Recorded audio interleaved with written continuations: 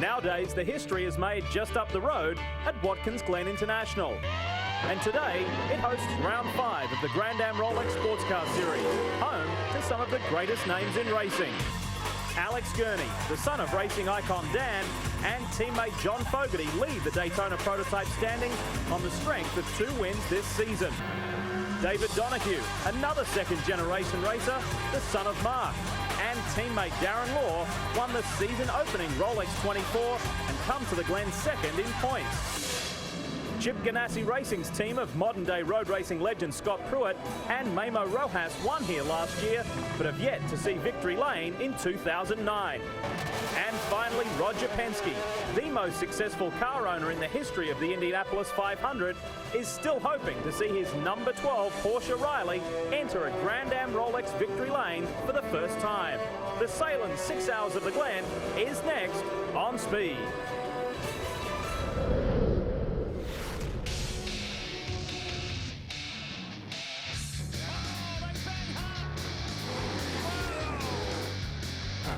You saw the fire in his eyes. He said he wanted to get the win. He means business.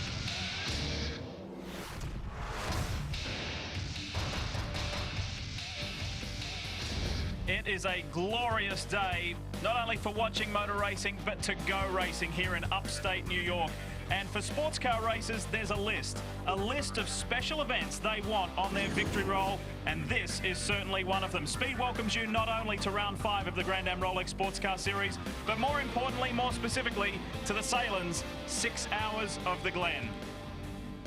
Hi everyone, Lee Diffie along with Calvin Fish. Yes, the Three Stooges are back. He is back. Dorsey Schrader is back. Good to see you. Thank you, boys. It's really great to be back. Let me tell you, that's great to be back here at Watkins Glen as well. It is for sure. It's been 41 years since the very first 6 hour, and every year there's been an annual sports car race in various formats, but the 6 hour format is the longest one. Do you know, in the history of Grand Am Daytona prototypes, there's never been the same driving combination win more than once. That's an interesting fact. There's been championship teams, really accomplished teams, never won this one, Dorse. They won it. Yeah, they won it really bad, and we're racing today not on the short course that NASCAR runs, but the long Grand Prix course, 3.4 miles around, where all the history was made. If you're a road racer, you want your name on this winner's list. Absolutely, and we switch from sprint mode to endurance mode, Cal. It's been 4 months, but here we go. Here we go with 6 hours. This is a great race length, one that the teams and drivers can really get their teeth into. Minimum of 5 stops here today for all of the teams trying to get the fuel in the car to see that checkered flag here tonight. So the teams and crews are really going to be on their toes. You can recover. We saw that here last year. Pruitt started from pit lane, still got to victory lane, but it's really going to be intense for track position at the end of the 6 hours. You've got to be in the right place at the right time. And talk of intensity, what about this championship right now? The Gain School boys on the back of their 2nd win of the year at Mazda Raceway Laguna Seca now have the points lead. But I think the biggest surprise is that 2 of the powerhouse teams, Chip Ganassi Racing and Penske Racing, have yet to see victory lane this year. There's the snapshot of the championship points, and 8 points is the margin between the Gainsco gang and the Brumos combination. SunTrust Racing, Wayne Taylor's boys are nicely positioned there in 3rd, but how about those super teams? Penske, Ganassi, we start with Chip's team, and Chris Neville is there. Lee, looking back to the Rolex 24 in January, most of the teams were concerned that the 2009 season would be dominated by Penske and Ganassi. Fast forward to June, that hasn't happened. In fact, Ganassi is in the midst of their longest winless streak since the start of their Rolex program. Chip, I know you want to get back to your winning ways, but as we approach the midpoint in the season, when do you start getting mathematically desperate for wins to try and defend that championship? Well, you know, Chris, it's only been 9 races or so that we haven't had a win. And you know, I mean, right now, you just have to score points in this series and be at the front. You know, it was only last year we won the championship and we won the 24 hours. So, you know, this year we're not having one of our banner years, I guess you could say. But the competition's a little stiffer and, you know, a lot more competitors. The field's a little deeper now. So, but we're up for the task or we wouldn't be here. For the other half of the super team story, Brian Till. Well, Chris, you know, Chip Ganassi and Roger Penske have gone at it in NASCAR and IndyCar and now in the Rolex Sports Car Series. And, Roger, congratulations. You beat the boys yet again at Indy this year for your 15th victory. That's a pretty special deal, I know. But how frustrating is it that you haven't been able to get it done yet in the Rolex Sports Car Series? You guys have been so close.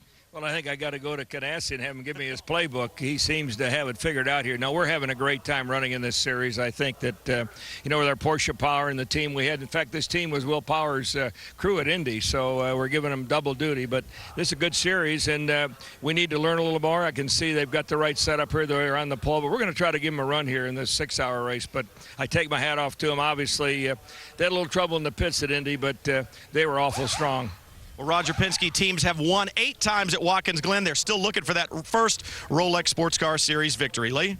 And there's plenty of passion from within the cockpit. His 2 drivers are desperate to win as well. Hey, nothing like a little controversy to get the weekend going. Check this out from yesterday's qualifying in the final stages. Take a look at this, and you call it from home. This is Alex Gurney, just finished to get the outside roll, and that is Max Angelelli. It's in his way right there on the last corner. Max was also going for the pole. He wasn't too happy. That is team principal of the Gainesville car, Bob Stallings, trying to tell Max, we didn't do it on purpose. We were in the wrong place at the right time. That's all. Yeah, Brian Frizzell in there as well. Simon Hodgson, Wayne Taylor. It was a heavy-duty meeting, but they got it sorted out in the end. Grand Am Rolex Sports Car Series racing, all about 2 classes on the track at the one time. And GT has been fascinating this year. 4 different winners in as many races. TRG kicked it off with the big one, the Rolex 24 at Daytona. We fast forward a couple of months to VIR, and the Stevenson duo of Andrew Davis, Robin Liddell got it done. 2 from 2. Let's make it 3 from 3 at a rain-soaked New Jersey Motorsports Park. And Porsche got its 2nd win of the year, the first for Farnbacher Lols, and appropriately so at Mazda Raceway Laguna Seca. It was the Mazda RX-8 of Sylvain Tremblay and Nick Ham victorious there. That leads us to the championship point scenario, and a solitary point is all that separates Spencer Pumpelly, who is yet to win, from the Farnbacher Lols duo. It's a really slender lead, Lee, and he joins John Potter and Craig Stanton in the number 66 machine here. They've had no wins on the year, but TRG have. They won the 24-hour race, of course, with the number 67 car, and RJ Valentine is back this weekend, but unfortunately on Thursday he was involved in an incident that severely damaged the 67 car. They spent 2 days trying to get that thing straightened out. It's really a question mark what sort of shape that car is in today. People talk so affectionately about Watkins Glen. It's known as the Glen.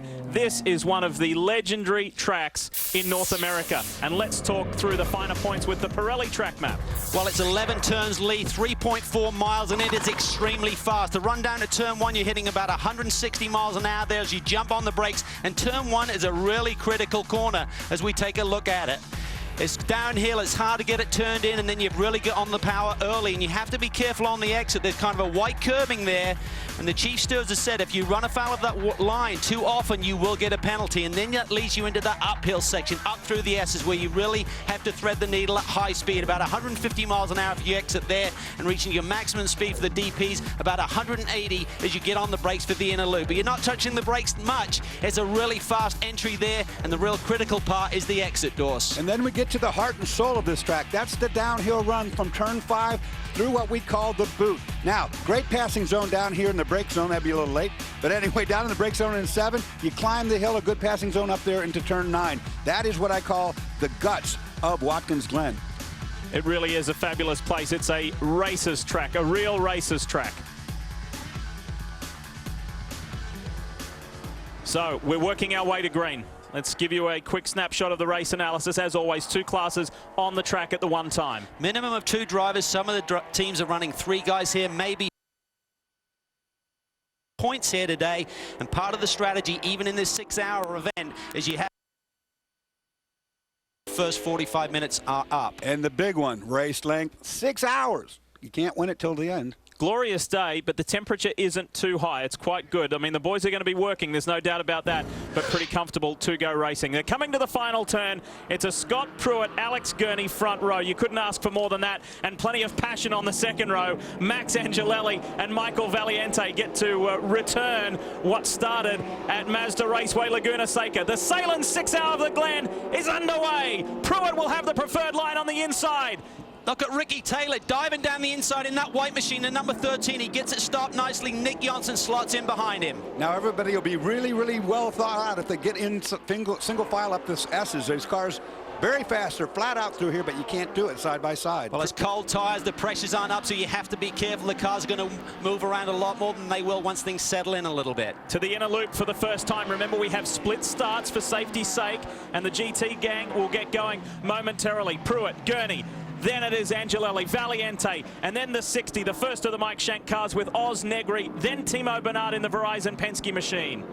Let's take you back to the top of the track, and it's the GT start, and it's an all Porsche front row, all Farnbacher Lols. Will it be that way at the end? Mazda was victorious here last year. Let's see what the Porsche guys can do. Well, surprisingly orderly as they head toward turn one. We usually see 4 wide there. Look at Jeff Siegel there looking for way down the inside. He's the defending champion there in the number 69 machine. Oh, one car pushed a little wide. That was Kelly Collins in the Banner Racing Pontiac GXPR. Look at on the inside, Robin Liddell. Good work there. Paul Edwards, my apologies, in the Banner car. But that was good work from Robin Liddell. Pretty quick to pounce on the first of the Farnbacher Lols cars. He was, and Wolf didn't like it. And look at Paul Edwards now. He's looking for the draft down this back straightaway, Dorsey, to make a move. Yeah, that's where that Pontiac should be strong, is with the torque going up that hill. And he knows that, but they're not going to, the Porsche boys are not letting him have any room there. Sylvain Tremblay makes a move as well. We climb on board with Sil. 3 Mazdas there right together. Jeff Siegel out front. Meeting the sandwich right now is Sylvain Tremblay. Coming off that win at Mazda Raceway Laguna Seca. They're pumped up. This is where it gets good. This is where you head down into the boot. Straight downhill. This is a very fast left-hand corner, and it's a huge consequence to pay if you have a spin here, Calvin. You'll definitely get in that guardrail. You will, and you have to be cautious on this opening lap. We've got relatively mild conditions here in terms of the temperature, so it's going to take a little while for these Pirelli tires to generate heat. And Sylvain will just use his experience and just really try and let this race come to him this afternoon. This is what I talked about before. You have to climb this big hill. It's a mountain of a hill as you come up over the top, and you run down this short chute into a good brake zone. That'll be a good passing area later today. Speaking of passing, that's what Robin Liddell has done. He's gone all the way to the top of the class in the Stevenson Pontiac GXPR. New race leader, new class leader. Boy, he is hooked up. The weekend did not start off well for this team. They had some braking issues during the first practice session, lost valuable track time, and Robin was pretty distraught. He said, you cannot play catch-up by losing over an hour of track time. We should not have let that happen. But boy, the team have turned things around. Mark Johnson and the crew leading early. Yeah, they had a master cylinder failure, and the master cylinder makes all of the brakes work. So if you lose that, you lose everything. Not a good situation here at the Glen. Back up front overall, and in Daytona Prototypes, Pruitt maintains his position. He's got 1.5 seconds the first time by over Alex Gurney. He was 0.7 of a second quicker in qualifying, and that made everybody stand to attention and just say, wow. He has set sail in the early going here, and 7/10 sounds like a lot, Dorsey, but this is a very long lap, and if you hit on something with the setup, it can make a major difference in your lap time. Yeah, particularly if you hit a setup that's on cold tires, which it is right now. You know, his car came out of this box really strong, so obviously it's really good right now, but will it stay good throughout the stint? That's the question. Well, if we reflect back to the last race, they sat on the pole by a significant chunk there as well. Took off early, but the 99 car really came on strong during the course of the race pace, so we'll have to see what develops this afternoon. It's a Lexus-powered Riley over a Pontiac-powered Riley. Then it's the Ford-powered Dallara ahead of another Ford-powered car, but it's the Riley for Mike Shank Racing and Michael Valiente. 2 seconds the margin, Pruitt over Gurney. Well, this is a strategy going on here right now. You have to make that mandatory stop. They had a poor grid qualifying position. I think this is a smart call by the Chrome boys. If we see an early yellow, everyone else will dive in. They should assume the lead. So we're worked into a rhythm now. Timo Bernard chasing the 60 of Oswaldo Negri. The 2 Mike Shank Fords are right in there in a strong position. How strong a start is it for Stevenson? Fantastic.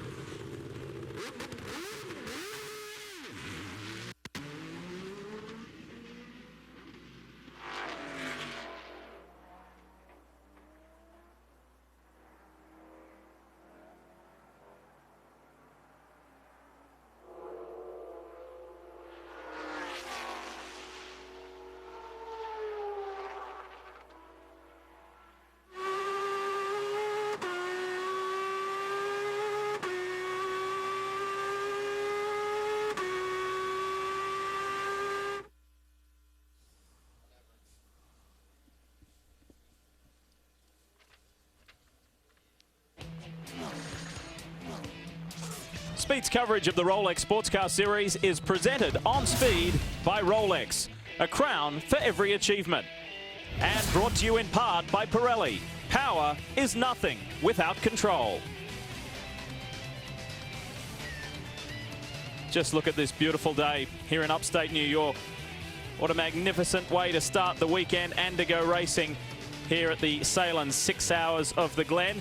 Nice and early in the show, I want to tell you about the Chip Foose Pirelli Edition Ford Flex giveaway. Now, for those of you who watch regularly, you'll know that to have a chance to win this special Pirelli Edition Ford Flex designed by Chip Foose, all you have to do is continue watching today. I think there's a special code word somewhere. Hint, hint.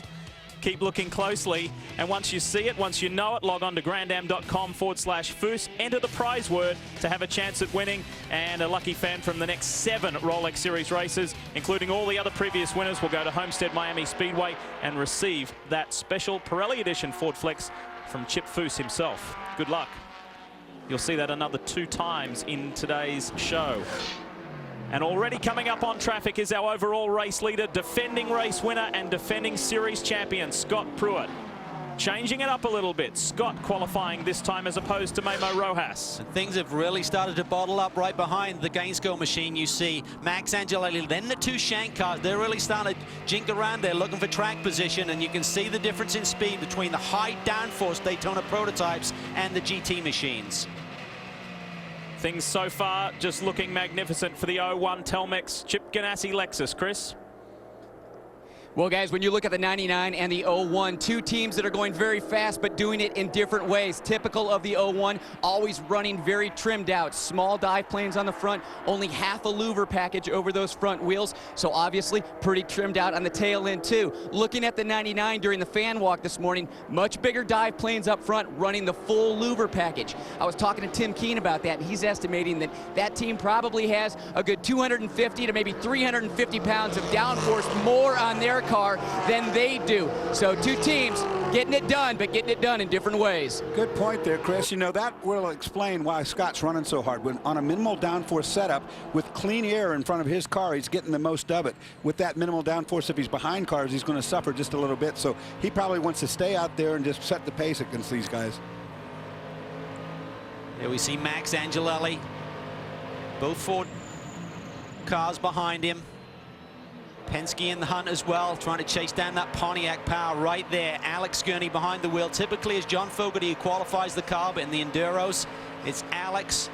I think he's a little frustrated. He'd have loved to have snatched the pole here this weekend, but Pruitt's time seemed unattainable for everyone else in the field.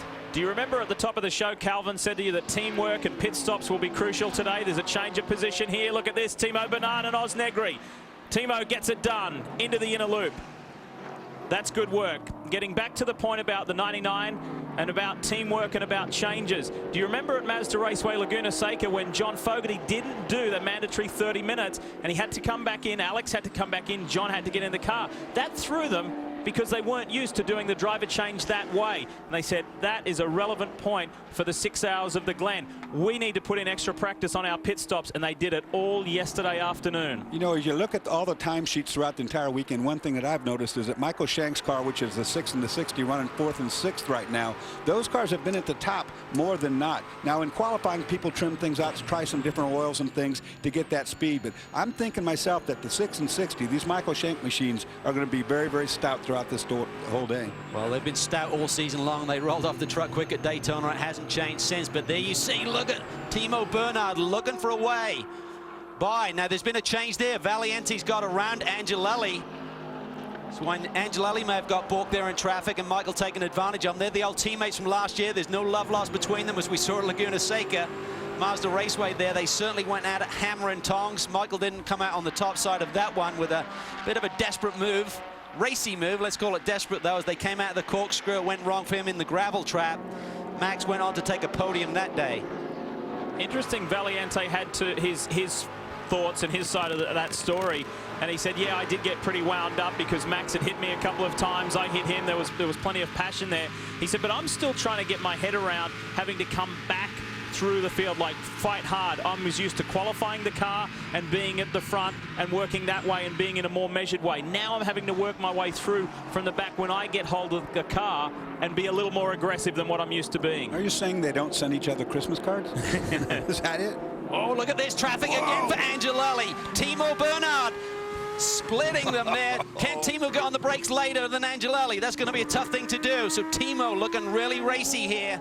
You can only appreciate that move if you've been there before. All three drivers right there going, oh, I wish I wouldn't have done that maybe. And we're going to see all day long, Dorsey, as they encounter GT traffic throughout the course of this 6 hours. You make those moves and you just hope and pray that everybody is aware of what just went down. Look at how much Valiente has made up on Alex Gurney. This is very strong stuff from the 6. The Ford-powered Riley for Mike Shank Racing. Keep your eye on the Canadian. Here he comes in the blue and black car. He has made up enormous ground on Gurney. And these boys are duked it out before, not only in Daytona prototypes, but also in the Atlantic Series that they ran for many years. So they're familiar with each other's driving habits. Look like Michael really backed off trying to get a run. That is so critical. You don't want to get bottled up behind the car in front of you at apex. You want to be able to roll through the middle of the corner at your normal speed and accelerate off the turn and take advantage down in the next braking zone. 4.29 seconds, the gap between Pruitt and this car here. And you saw the other class leader, the GT class leader, going by at the bottom of the screen as well. Robin Liddell still has the margin over the two Farnbacher Lowe's Porsches. Chris? Well, Mike Shank very happy right down with the way his 6 cars run. And Mike, looking back to Laguna Seca, Michael Valiente made a pretty aggressive move there. What was the talk in the trailer after that race? Well, I thought it was a pretty brave move. Obviously wasn't the right thing to do at the time. Michael knows that. He's a fighter, and that's what I love about him. So we think we got him under control. He just did a good move on Max there. Got a little revenge for Laguna. We got 5.5 hours. These guys are going to see each other 10 times today. Looking at the 5.5 hours in front of you, is it about being aggressive and getting up front right now, or is it just about doing laps? Listen, there's 6 cars you can look at right now that you have to beat, and they're not going to lift at all. There'll be no conserving. So we have to run this hard for 6 hours. Well, this team has been so fast out of the box this year, they're just looking for a little bit better result. Traffic is coming, and that result may be coming as well. They've had 3 top 10s, including a second at VIR. Valiente was a little down on himself that he and John Pugh didn't stand on the top of the box there, but nonetheless it was a very good podium to get the year going, considering the heartache that they had earlier at the Rolex 24 at Daytona. They're coming up on the GT class leader, Robin Liddell. Angelelli needs to get by that Pontiac, and does so. The one thing the GT leader has to be careful of, he can't afford to run offline. You get these marbles, these little balls of rubber, and if he tries to be too kind to these guys, he's suddenly going to have a problem at the next corner, and the rest of the GT field will be all over him. And that's going to come into play later on, because right now we haven't spent a lot of rubber out there yet, but as the race goes on over 6 hours, you don't dare Look go at this, out there. look like Timo's hitting pit lane. We talked about that strategy, 45-minute rule in place. Maybe the Penske boys are looking at this traffic here and feel it's an advantage to get this pit stop done now. Will this be an issue? Will this be an error-free day for the Verizon Wireless Penske team? They've had a couple of hiccups, and that's prevented them from possibly winning. Looks like fuel only, so it has to be a strategy call here. Get this pit stop done. Again, by the 45-minute mark, everyone has to make the pit stop. Chris? Yeah, Cal, listening to them on the radio, it definitely sounded like it was a strategy call, because nothing wrong with the car, no tires, just fuel, and Timo's back out. It's been a good, clean start, and we've had 4 cars come to pit lane to perform that mandatory stop within the first 45 minutes. We'll be back.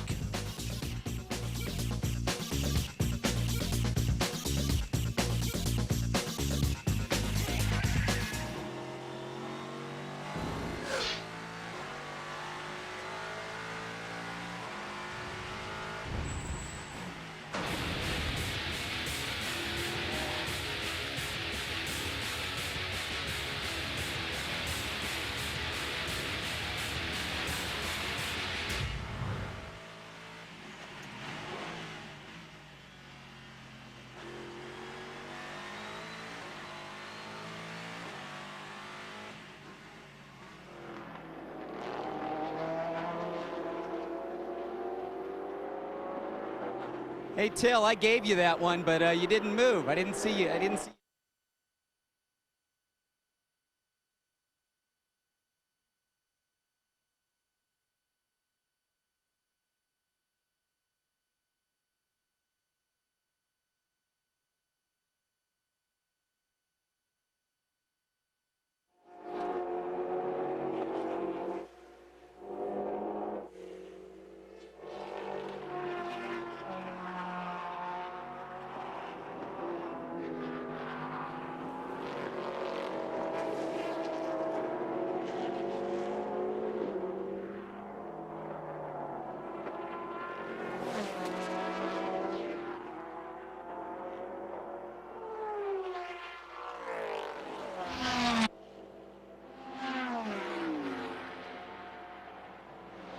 Hey, Chris, who was in the car with Bushu at Laguna?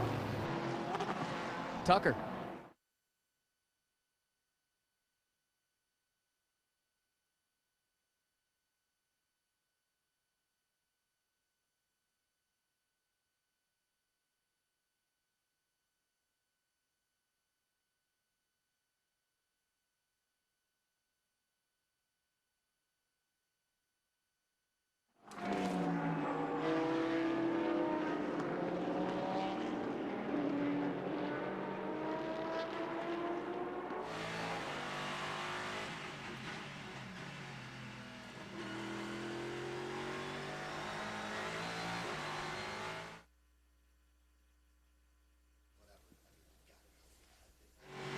You'll see the first 2 hours of the sale and 6 hours of the Glen right here on Speed. We'll go away for 2 hours and you will see the ARCA Remax Series from Pocono. Yes, Joey Logano turns back time, goes back to the ARCA Remax Series, and we'll see who comes out on top.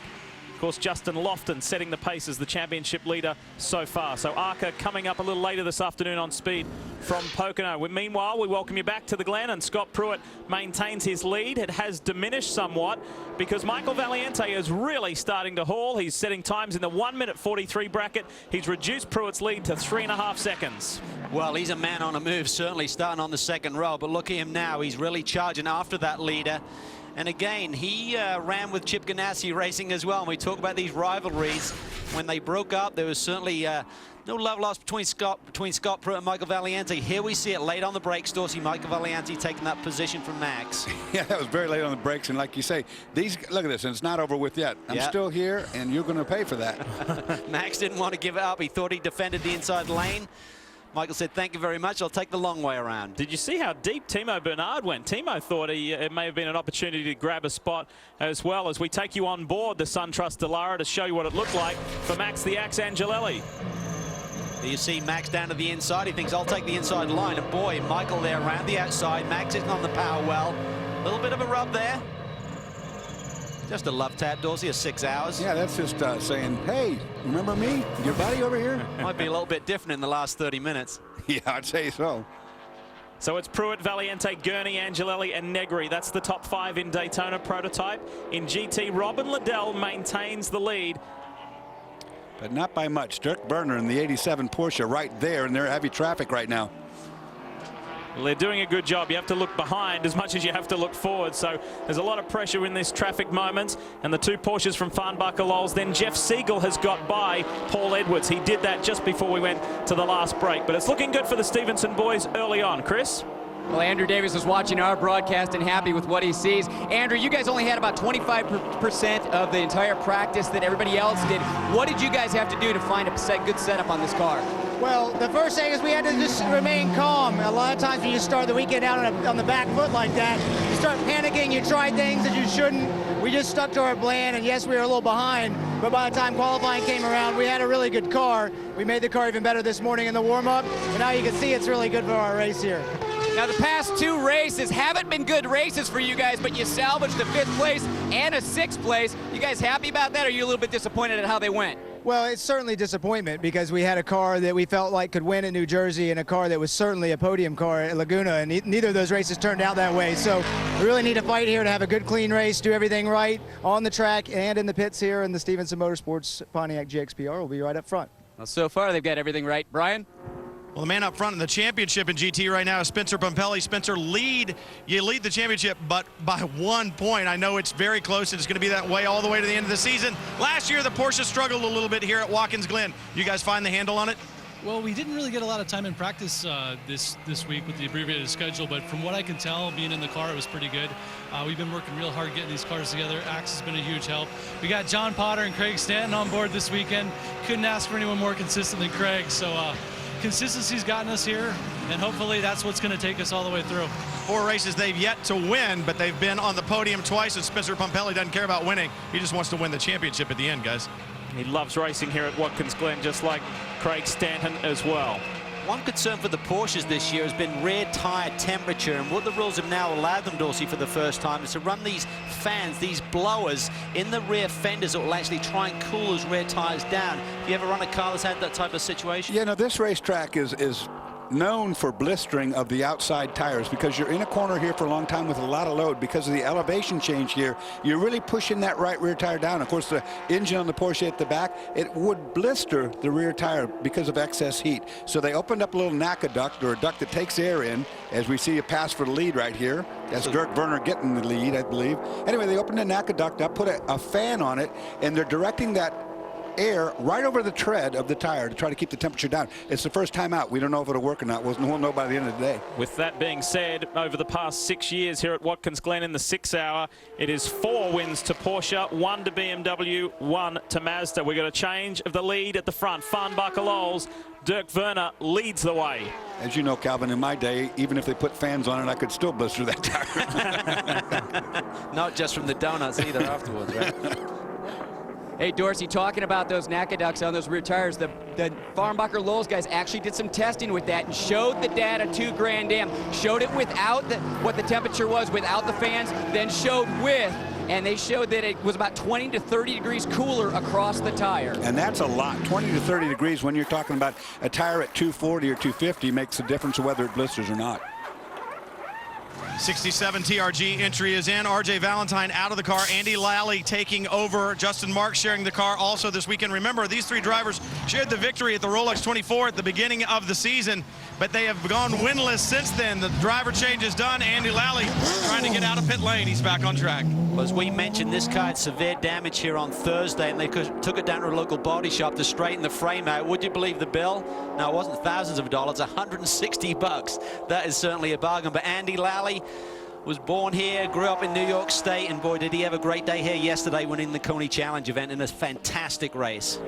And there's exciting times ahead for Andy. Maybe, just maybe, TRG Motorsports will run a second Sprint Cup car here for the road course race at Watkins Glen for Andy.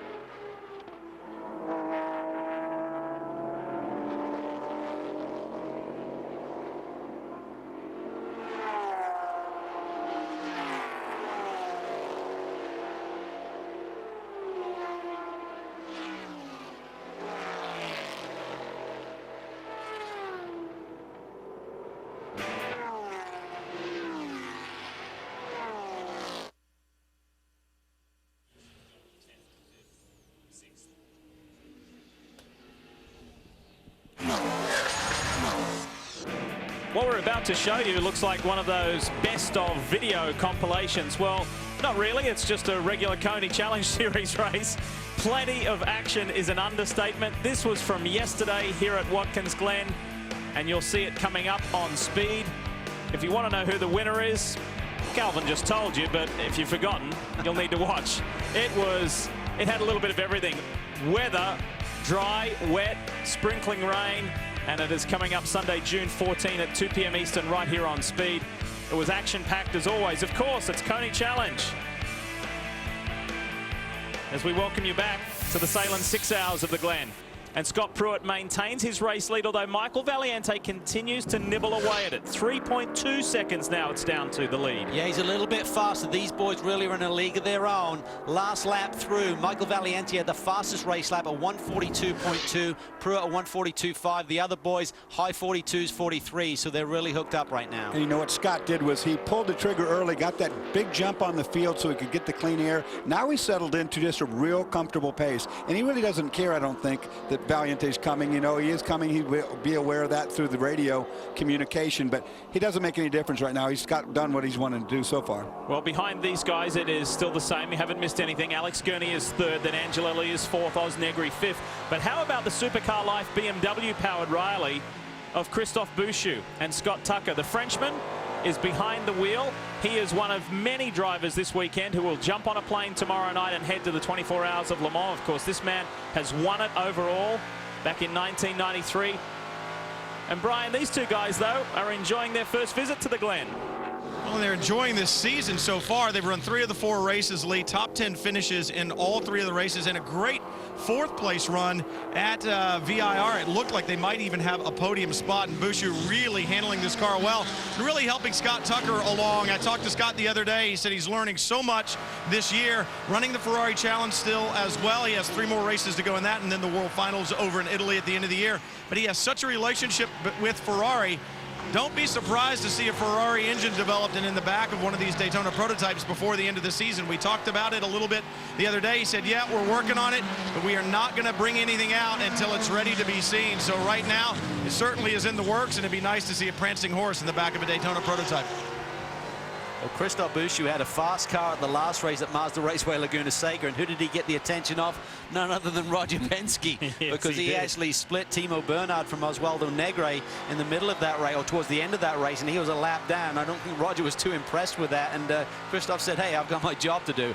Yeah, there was a car that was trying to get him for position, and he said, well, I couldn't do anybody else any favors. I was trying to defend my own position. The 13 car of Ricky Taylor. Ricky gets to drive with his younger brother Jordan again this weekend, as well as Mike Forrest, who's in his 2nd Daytona prototype race. And the young men are doing a nice job in 7th place. Well, Ricky's behind the wheel right now, but very impressive in this morning warm-up was young Jordan Taylor. First time here. He was 3rd fastest, Dorsey. I mean, these young Taylor boys really have a lot of talent. And for the first time here, this is a tough racetrack when you're running the long track.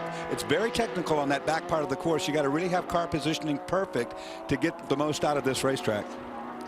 And this team is really a good little team. Bayer Racing, they've got Dominic and Nicholas Cape, who have so much experience with Cape Motorsports and Anderson Racing in some of the lower single-seater categories. John Batos behind the wheel too there in terms of orchestrating the whole team that's coming together. They're really learning a lot about endurance racing, about sports car racing, but they have a lot of talent behind the pit wall.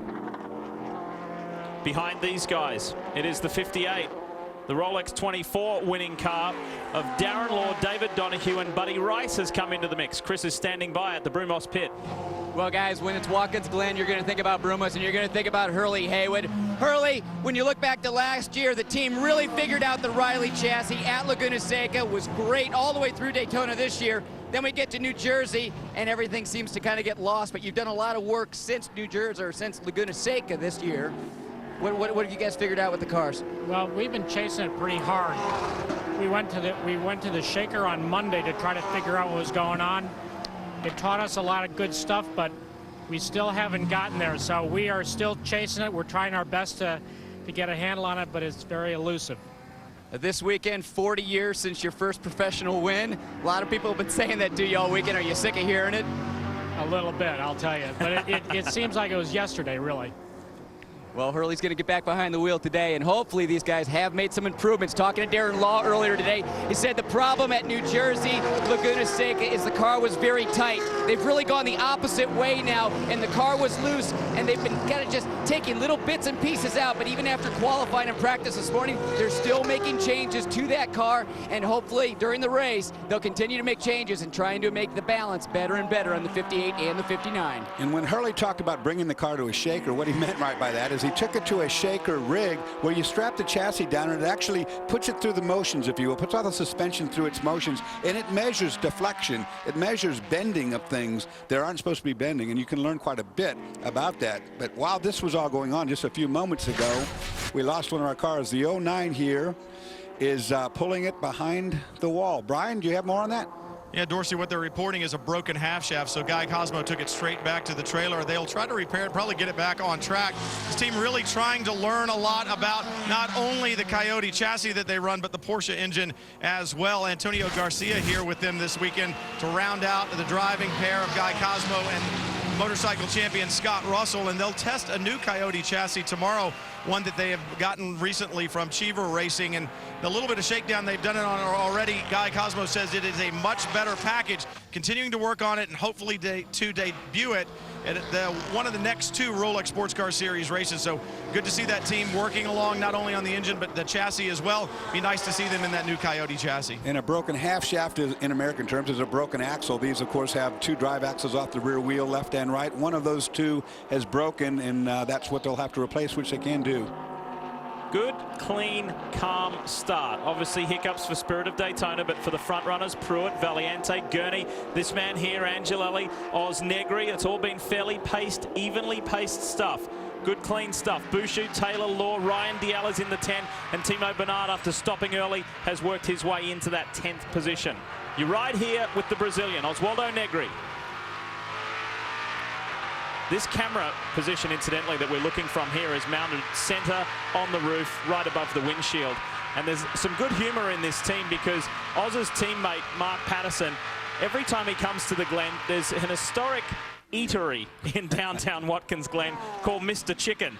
And anyway, Mark Patterson insists on eating there every night he comes here to the Glen. Oz refuses to eat there. So one of the crew guys made our onboard camera look like a chicken. You can see it. You can't quite see it as well there, but they were having a bit of fun at Oz's expense.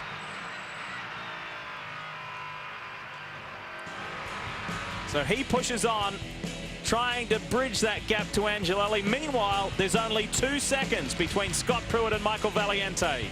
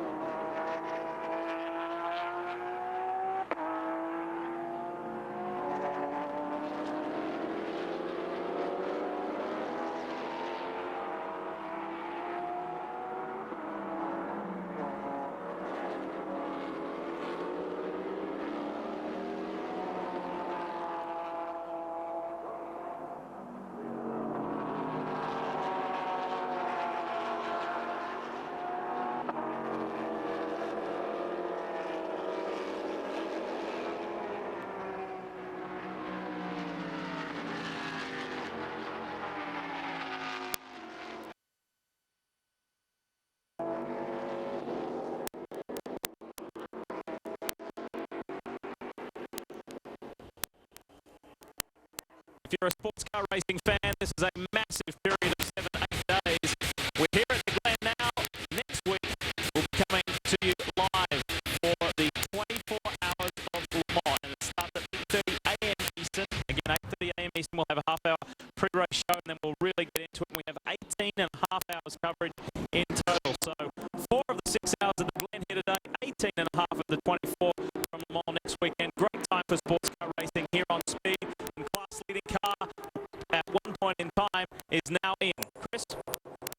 Well, Lee, that's right. They were leading. They've slipped back to fifth, so they decided to come in about 15 minutes early, mainly because the car has gotten very loose. And looking at this left rear tire, we got blisters all the way around, something we typically don't see on the Pontiacs. So they're going to make it sound like what to be possibly an air pressure change, and then possibly a little bit bigger wicker at the back end of the car, but it doesn't look like that's going to happen. So I'm assuming that just an air pressure change with the 57. Oh, yep, they're getting the wicker done. I think they took a look at those rear tires and said, we got to put a lot more downforce on the back end of that car.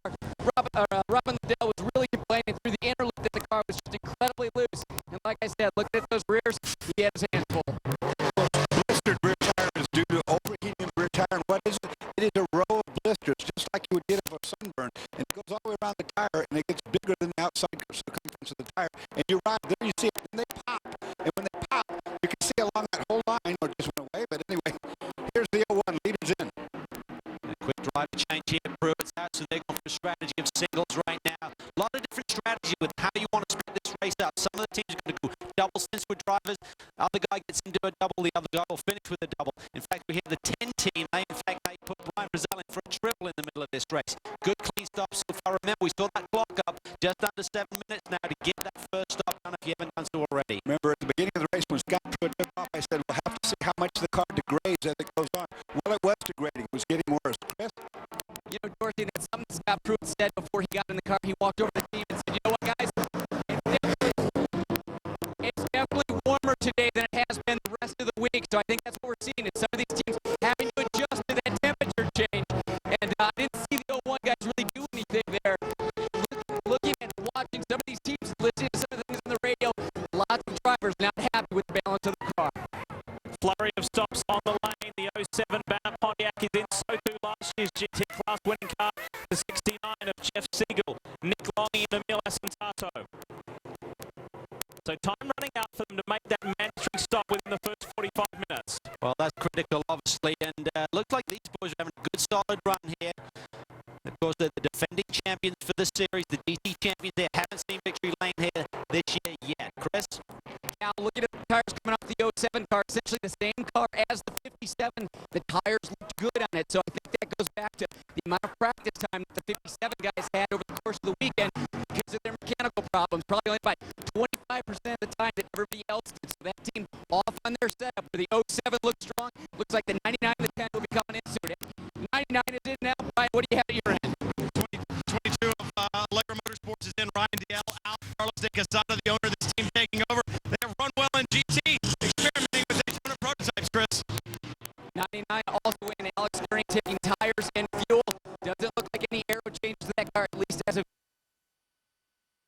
on the radio, so I don't know if they're making any air pressure changes down there, but also the 10 car should be coming in. Listening to Max Angelelli, he's not happy about that car right now. He said the balance is good, but for whatever reason, it's just not fast down the straightaway. So it's going to be interesting to see if they're making any changes to the car because Max is saying the car feels good, I just don't have the straightaway speed. Well, if I had a car that felt good and I wasn't complaining, I'd be taking some wicker out of it and getting some straightaway. Take the downforce off the car, make the driver complain a little, and let it go fast up that straightaway because it's a big one here.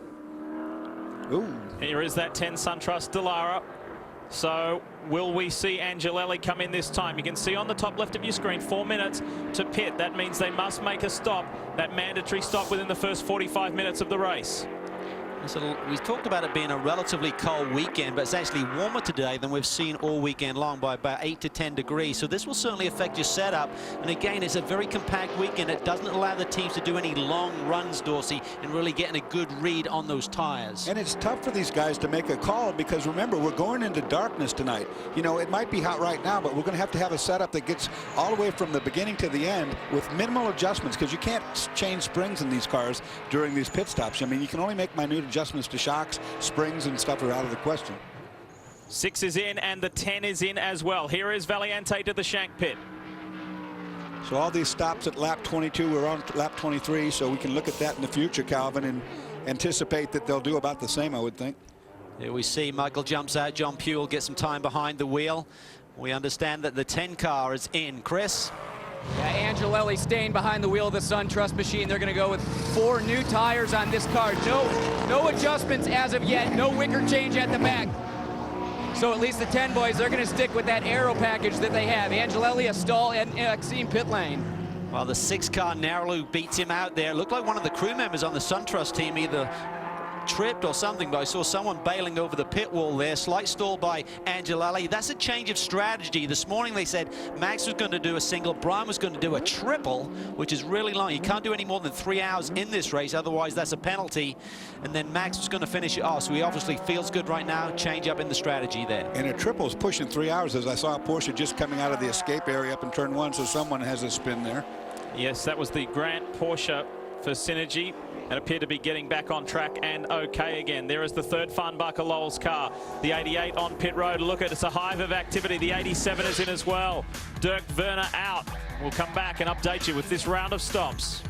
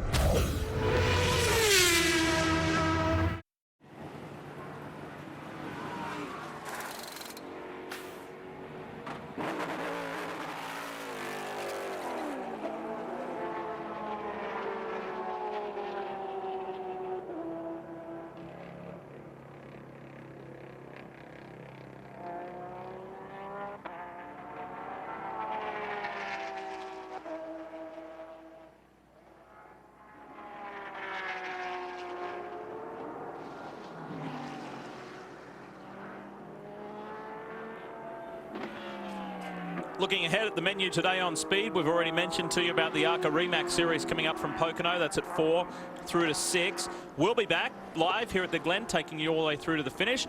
And then the speed test ride, as well as some AMA motocross coming up a little later this evening. Speaking of menu, mate, how are those chips you didn't share with us? Just them? Yeah. Good. Yeah. Trying to get them down. It's not fun when the producer says back in 6 seconds and you've got a mouthful.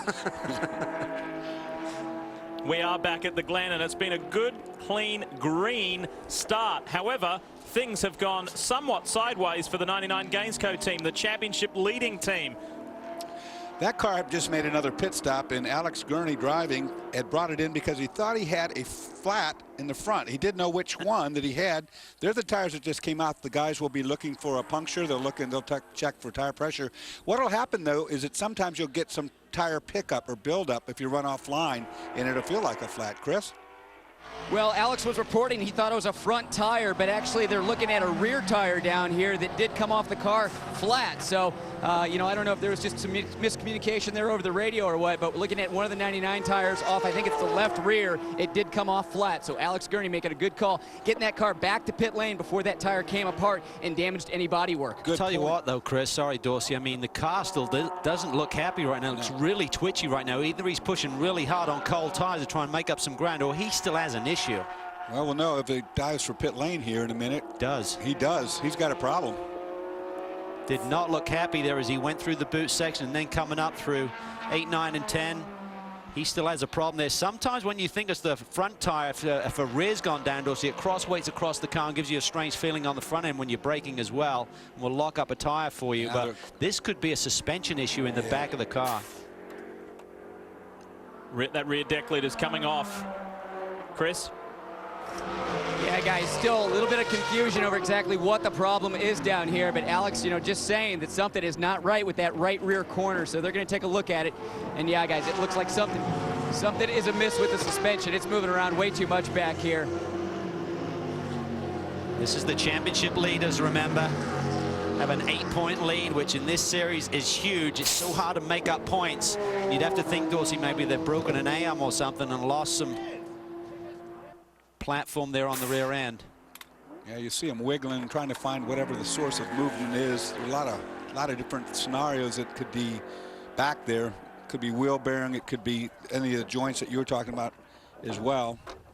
Dorsey, I think looking back to Daytona, they had a rocker problem that gave them the same feeling, and that's what they're thinking the possible confusion was here.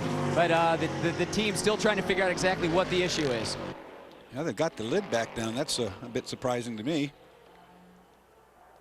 Keep in mind, unless they're going to put it back in the garage to work on. They might do that if they found something already. We have not had a yellow today. We have not had a caution. All of these stops, that's 3 stops now, all under green flag racing conditions. Enormously costly for the Gainscoke team. Calvin will have to watch his car. You were very right on picking up the back of the car was moving all over the place under the braking for every one of those corners. Well, let's go down there. Let's find out what the team principal has to say with Chris Neville. Bob, it looks like a little bit of confusion. Sounded like it was a tire down, but then suspension problems. Did you guys figure out exactly what's going on with that right rear corner? Well, we definitely had a right rear tire that was cut, but Alex thinks he feels something in the front end of the car. We're really not sure what's going on yet. We'll have to wait and see what happens. Wait till these tires come up to temperature and see if it feels better. Well, the team really took a good look at that right rear corner. They couldn't find anything wrong, so they just had to guess that it was the right rear tire going down, and they sent Alex back out and said, hey, you got to give us some more feedback. And so hopefully Alex can stay out on the racetrack and not have to come back to pit lane. All right, where are we in the big scheme of things? Here we are with the Verizon Penske Porsche leading. Some 20 laps ago, Timo Bernard pitted. He was one of the first to pit, and he is now atop the standings in this race. The German leads Max Angelelli, then Ricardo Zonta, Christoph Bouchou, and John Pugh. That's the top 5 right now. Ricardo Zonta, remember, took that very early pit stop on lap 2. They had a strange occurrence, Dorsey. The car was quick right off the truck, and we expected the Lola to be fast here with the downforce needed around this racetrack. But then suddenly, right before qualifying, they lost about 2 seconds in pace, mystified. They're really scratching their heads. Everyone was sitting around the car after the morning warm-up. It didn't feel right. Car went really, really loose on them, and Nick Johnson said, this is going to be a long day unless we figure something out. There we go. The Penske wins here at the Glen. The variety of categories and the success. It runs deep.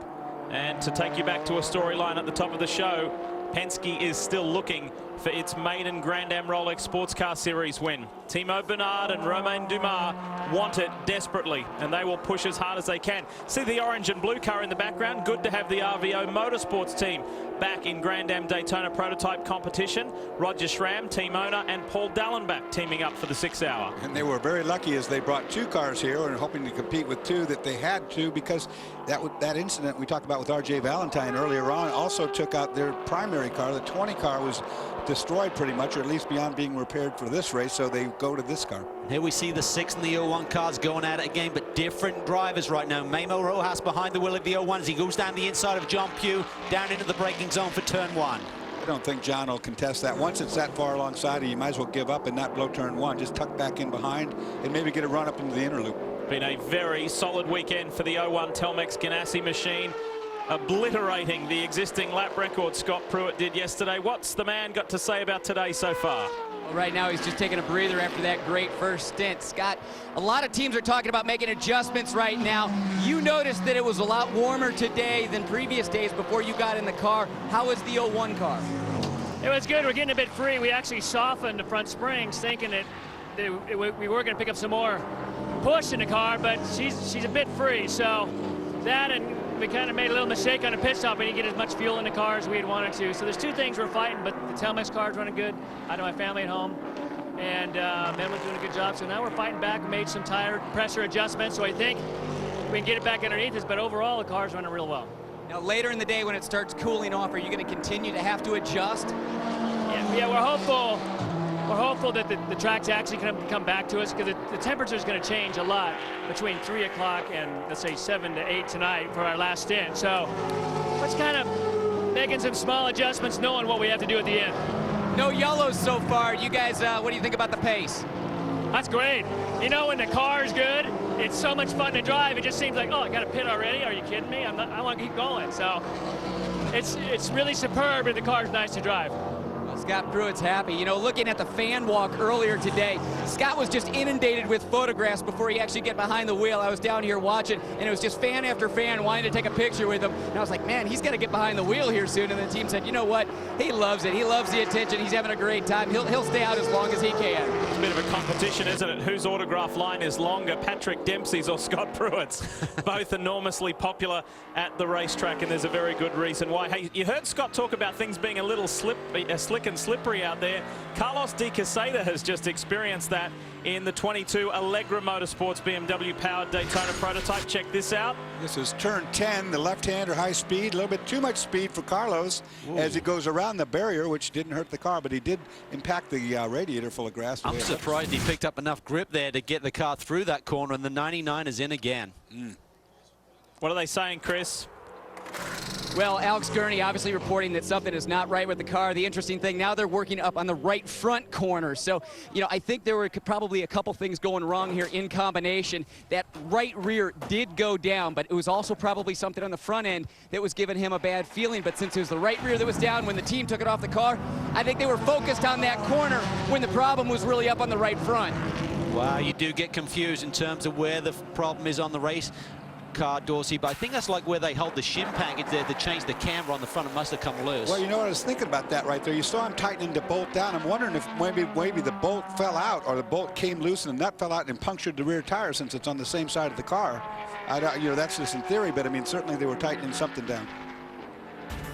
Well, people give upstate New York a hard time about how much it snows up here and how cold it is. What about this glorious day? And the sports car fans thoroughly enjoying it.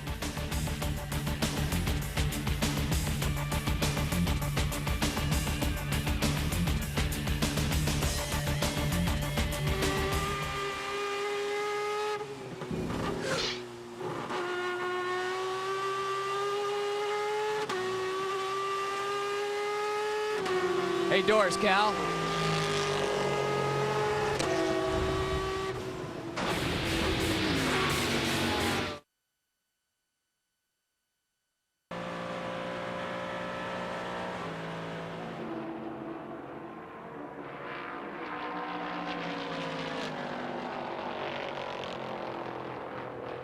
Hey, guys, just heard from Cleary. He said the 09 probably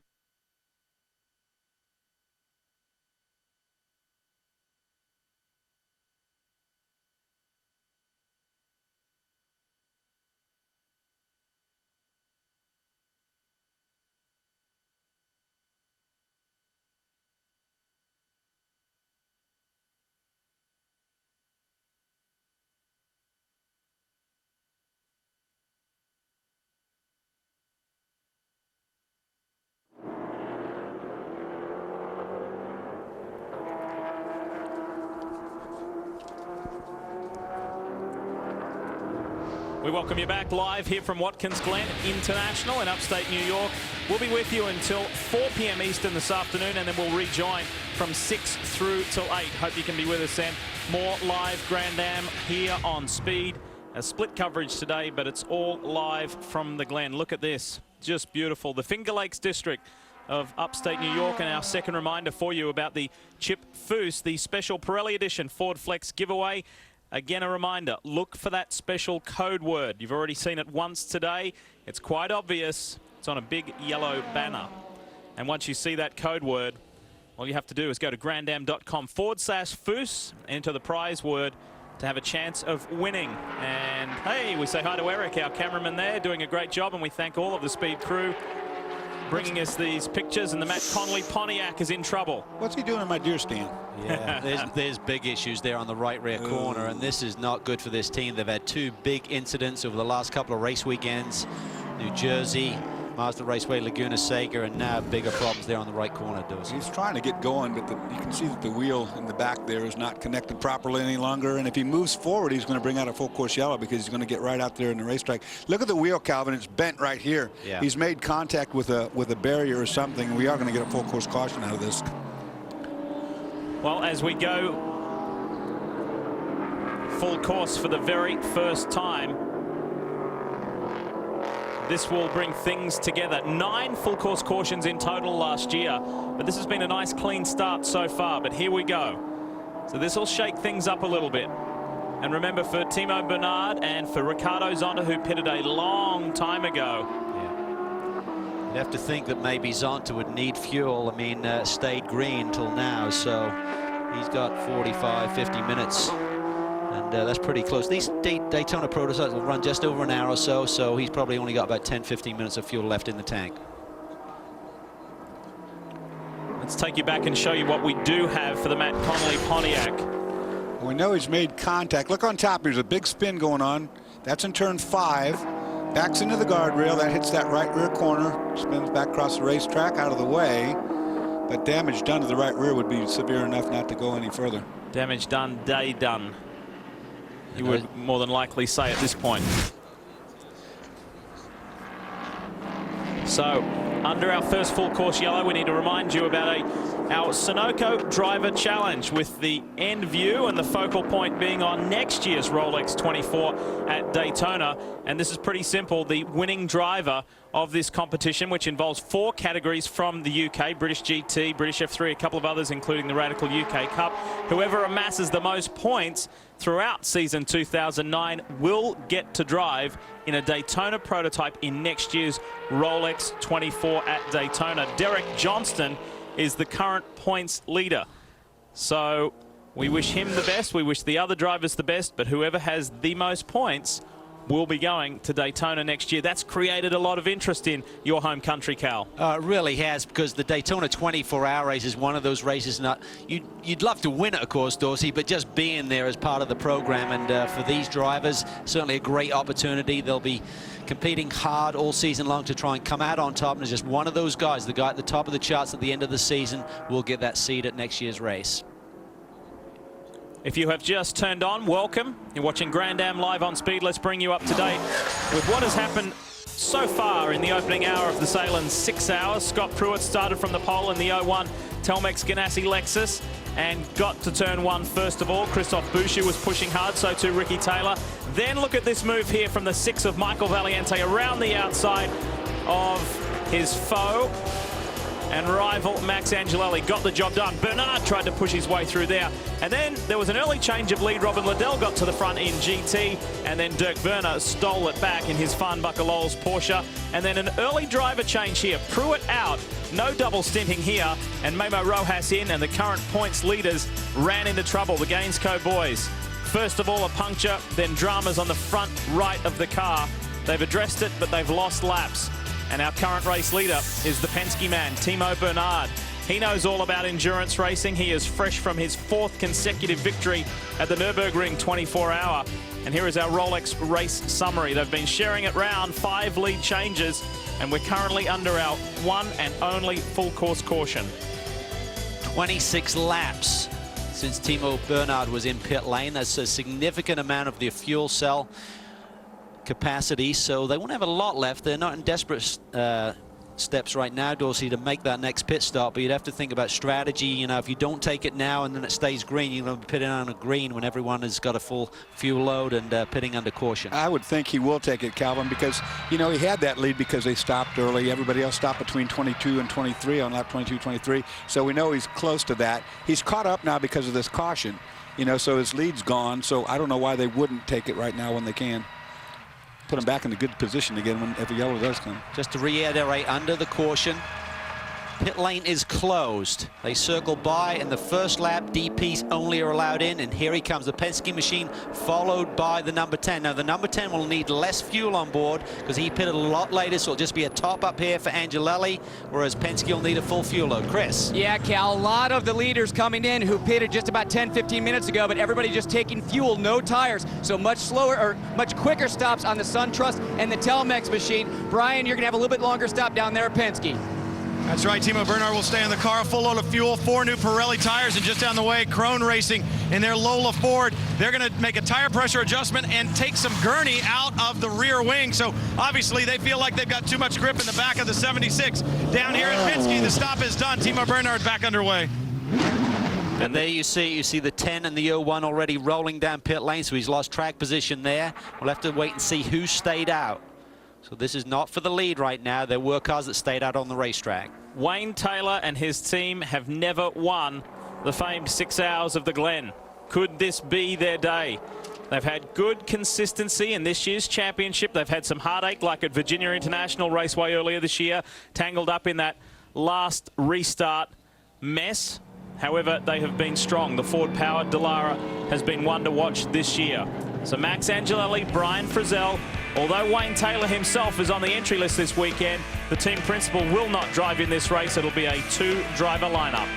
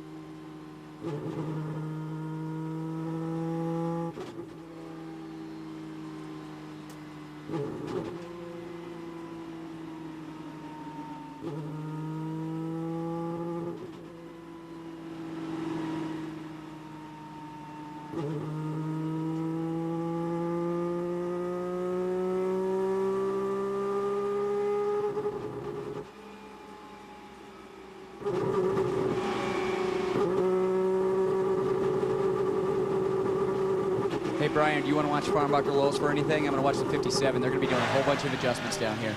Yeah, I was thinking that we'll look at the rear tires off of the Porsche since the 57s were obviously blistering. Were you listening to Robin say the car's skipping and hopping on the way in after turn-in? No, I haven't.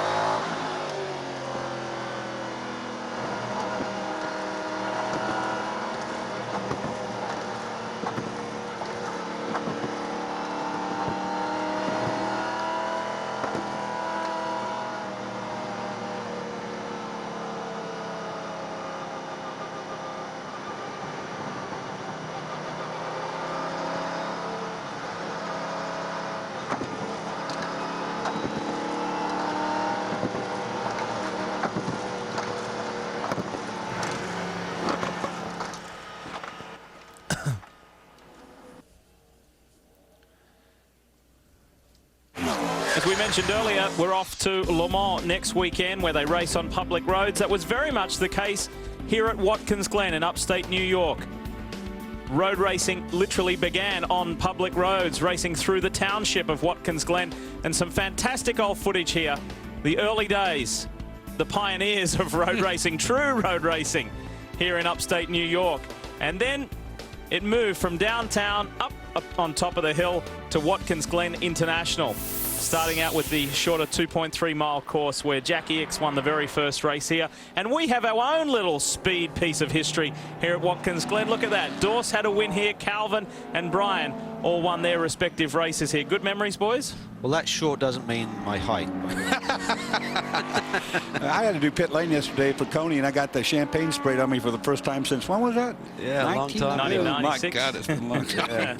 That's 87, I think, for me. So long time ago. Funny story. I actually came together with my teammate with 2 corners to go. Half wrecked the car, but crawled across the line and got the win narrowly. So it was a little bit of politics involved after the, one of the race, drivers, talking to your teammate who you wrecked. One of the drivers found out that you can't race on the city streets around here anymore this weekend. We won't go into that. Hey, boys, Brian, chime in. You know, the biggest problem is none of us know how to drive through the inner loop because it wasn't here when we raced. That's how long ago it was. I did it. I designed it. It's my fault. Chris, what do you have? Well, I got a very happy Michael Valiente because his car's running second right now. Michael, you guys have been fast out of the box all year long. In fact, when you look at the practice charts, typically, I think about 75% of the time, you're up in P1. What has made that car so good this year?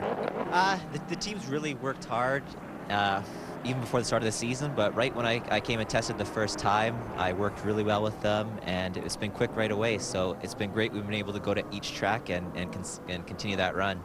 We still have a long race in front of us. John Pugh up in second place right now. Is there any coaching you're giving him over the radio as we get ready to go back to green?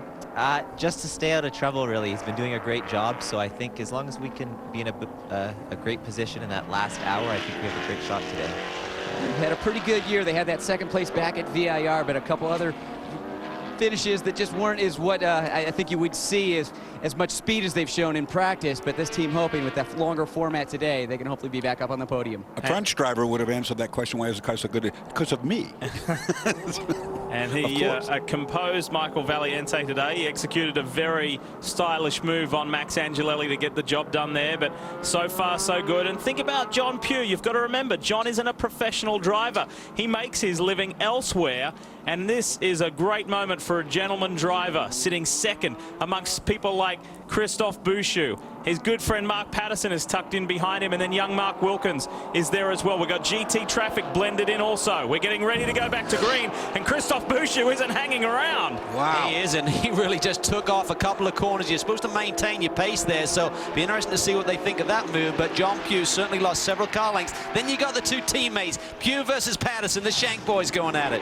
These 2 guys will have fun with each other, no doubt about that. Both of them very accomplished race car drivers, both businessmen, not doing this for profession, but they're very professional, no question. And you saw prior to coming to green there, a lot of the cars doing dramatic weaving around. What happens is when you really just try and stay on the same set of tires, they're hot, and they pick up those marbles, Dorsey, and it's hard to get that pickup off. Yeah, as we thought too, boys, the 55 car is going to be brought in for a stop-and-go penalty for manipulating the pace car, and that was an obvious jump. Yeah, he went very early, didn't he? Yes, he did. He was gone. See ya, I'm out of here, and he will pay the price for that. See that? The flag there, guys, is a debris and/or slick flag. When you see that yellow and red flag as a driver, you have to be pretty cognizant there could be something bad in front of you. Well, that was right where the incident was with that Pontiac, so maybe a little bit of debris, maybe some oil dry down there in that particular corner. But Christophe Bouchou, you see the kickback in the steering wheel there, as he's probably still fighting getting these tires up to their optimum handling conditions, but he's going to get the news here soon. You got to make a pit stop. He won't understand why, because so many of these drivers come from other series where they don't really focus in on these restart rules. Remember, the Penske boys have run afoul of that twice this year with both Romain Dumas and Timo Bernard, potentially cost them victories. And right now, the leader of this race is going to have to make a pit stop again because the driver wasn't aware of the restart procedure. And of course, back in the old days, that was a proper restart. The lead guy could, once the pace car got around the corner, could go anytime he wanted to, but that is not the case any longer, as they want you to accelerate from a certain given point on the racetrack. There it goes in. And it was a pretty good lap from Christoph to make up as much time as he could to counteract this drive-through penalty. So a little bit of damage limitation. He had the best possible opportunity. That puts the Mike Shank Racing Fords 1 and 2. And this team is yet to stand on the podium in the history of the 6 hours of the Glen here at Watkins Glen. Could it be their day? Now for Christoph, now he's going to go through that pit lane, come back, re-enter. The hardest thing to do is to get your heartbeat back in check, to get your mind back from the fury you're feeling right now. You're really angry right now, and that's detrimental to the overall effort. Well, you don't want to compound the error. The first thing is you got to slow down entering pit lane. There's a pit lane speed limit of 45 miles an hour. When you've been hitting nearly 180 down this back straightaway, you think you've slowed down, but boy, oh boy, it feels like you're stopping to bring it all the way down to 45 miles an hour. And typically when you're hot under the collar, that's when some of these other mistakes can happen. You can find one to talk about all that. First laps led this year for John Pugh. This is a magical moment, isn't it? As we take you back and show you exactly what Calvin and Dorsey are dissecting and talking about. It's about at the jump start, at the restart, I should say. And look, he's gone. Well, first of all, he's supposed to be behind the pace car. He's really look where the pace car is. He's way down pit lane, so he gapped the pace car, and then he created that big cushion where he could take off 2 corners from the restart. And over in Europe and other series, that's perfectly acceptable. You cannot do that here. And I'm sure that the 2 cones designating the pit wall down there is the acceleration cones. They've got 2 yellow cones or green cones there. That's probably been told in the driver's meeting. Okay, when you get to those, that's where you do your acceleration from. So we'll check the damage as far as this man here, Christoph Boucher, is concerned when we come back and he crosses the line. We'll tell you just how much ground he lost. Looking good for Farnbacher Lols, though, in GT, isn't it?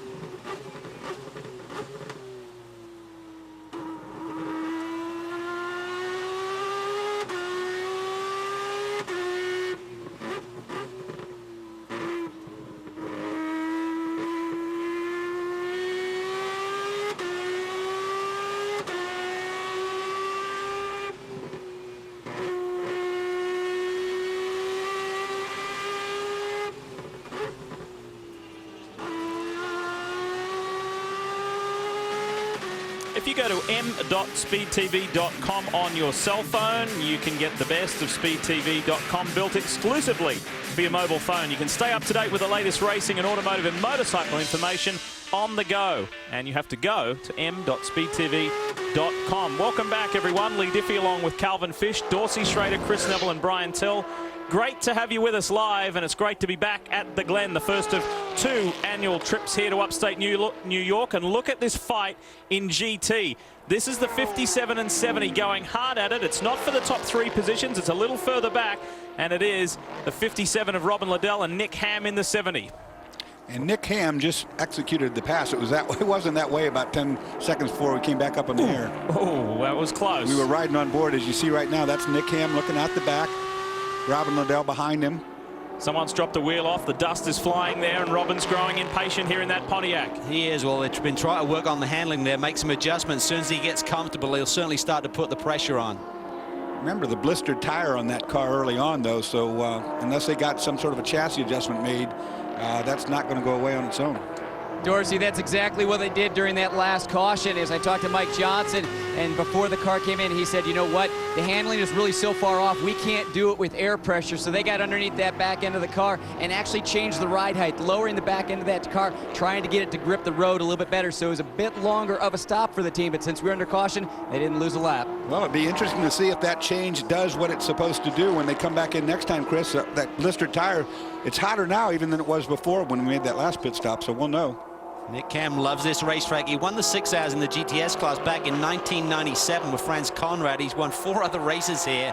And back in 1990, he did 3 races in 1 year in the Firehawk Series. I love coming to this place. Look at Mark Wilkin in the AIM Autosport Ford Riley. The young Canadian has bridged the gap to these front 2 Ford-powered Rileys. Same configuration of car, different team. It's Mike Shank Racing, AIM Autosport.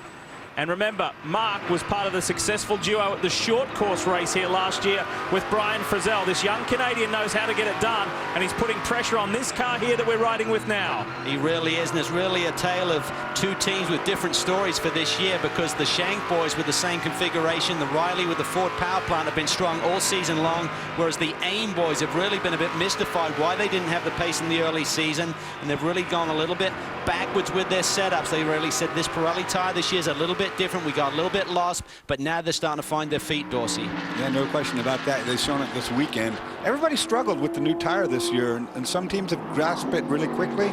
Others are still trying to find that magic combination. Well, it's just such a subtlety, and the tire is very similar to last year. It's produced in a different facility in Turkey, and it's just really brought some teams on strong. You look at the 99 car, that seems to have come alive this year, and you'd have to think some of that is down to the tire configuration for this year. Certainly the AIM team said, we don't have it figured out, but we're getting a handle on it now. It is a very glitzy performance so far. Hey, speaking of glitz and glamour, we call Brian Till our Hollywood George because of his fabulous hair. Well, he's with someone who actually lives and works in Hollywood. Yeah, that's right, Lee. Very cute. Good play on words. Yeah, a man that needs no introduction, Patrick Dempsey. Patrick, another good qualifying for you inside the top 10. The last 2 races, you guys finished inside the top 10. But you've got a big 3 weeks coming up, the 6 hour, and then the 24 hours of Le Mans, and then back to Mid-Ohio for another Rolex race. How do you keep everything straight in your mind with all that you've got going on? Well, I just made a real decision this year to just focus on these 4 races coming up, and then Daytona, taking all those in, really focusing on that training, and thank my wife for allowing me to do that. It's tough to be away from your kids, as you know, and just doing a lot of physical training and just focusing on this for right now. And it's been paying off. You know, I need to work on the conditioning some more, pace a little bit, but I felt good today. I just wanted to get out there, stay out of trouble, have a good pace. We came in early. We thought we'd have an early yellow. We didn't get it, so we just missed out on that. So we're 2 laps down, but it's a long race. Well, he's certainly picking up, guys. Like I said, 2 top 10s in the last 2 outings, Lee. It's good stuff, and he just keeps working hard, and he was very proud of his qualifying effort yesterday, and so he should be. He got faster and faster every lap. The 22 Allegra car is in trouble again. Carlos de Quesada has beached it, and it needs rescuing. That's why we're under our 2nd full course caution. And for Patrick, he's got the privilege of having his mother and sister at one of his races for the very first time. They live up in Maine, so Mary, his sister, and Amanda, his mum, are here. And they've got to be very proud that the boy's doing a good job. Let's check out what happened to Carlos de Quesada. Yeah, this is approaching that corner. I tell you, good passing zone. It's off camber when you enter too much speed. He's wide. The apex got in the dirty area where you have no grip, and you can see how easy. Watch as he turns in. He doesn't make the apex at all. Locks up the brakes a little bit, Calvin, and that put him off the racetrack to the outside. So this situation will be cleaned up as quickly and as effectively as possible. We'll go back racing as soon as we can. One man who's already been racing is Darren Law. Yeah, we talked to Hurley about the team going to the Shaker just a couple weeks ago. Darren, you've been behind the wheel in the 58. The car was tight for Laguna, New Jersey. Now it's loose, and watching it on TV, it looks really loose. It is. You know, we've had a lot of trouble sorting the thing out lately, and we're still fighting it. You know, my weekend started off rough. I missed my flight, or it got canceled. I had to ride 4 hours with you from Philly to here, but that started off. That didn't start off well. But other than that, the car's not handling well. We're working on it. It's getting better. We were fighting push last 2 races. Now we're loose, so at least it's come around. So we'll see. Now you're part of a long list of Rolex drivers headed over to the Le Mans 24 next weekend. Your first time, how exciting is that? I am very excited. I can't believe I've raced all these years in sports cars, and I've never been to Le Mans, so it's unbelievable. I can't wait to go, man. Well, maybe you had to ride next to me on the way up here. Just don't ride over there next to Calvin and Lee. I've done it in the past. You don't want to do that. I heard they're on my train going from Paris down to Le Mans, so I got to deal with them anyway. Well, we look forward to seeing him over there. On a serious note, do you see the sign in the background behind Darren? It says, "Get well soon, Mark." And the reason why the Brumos boys are holding that sign is team member Mark Johnson had an accident in the paddock earlier this weekend, and he was injured quite seriously. But the good news is that he's okay. He's still here in upstate New York in Corning with his wife. Mark, we wish you all the best, and the team are thinking about you. Recover quickly, mate.